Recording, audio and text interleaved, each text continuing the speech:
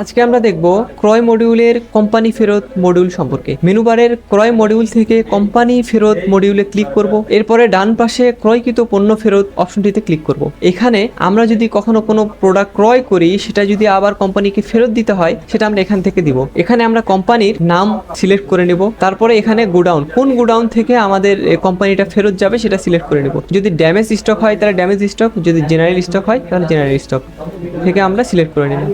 এখানে কোন ব্র্যান্ডের, উদাহরণস্বরূপ আকিজের, কোন প্রোডাক্ট, উদাহরণস্বরূপ স্পিড, তারপরে যোগ করে দিব। অর্থাৎ কতগুলো প্রোডাক্ট আমরা ফেরত দিতে চাই। এখান থেকে আমরা পণ্যের পরিমাণ উল্লেখ করে দিলাম। উদাহরণস্বরূপ 5টা প্রোডাক্ট আমরা ফেরত দিতে চাই, তাহলে এখানে 100 টাকা।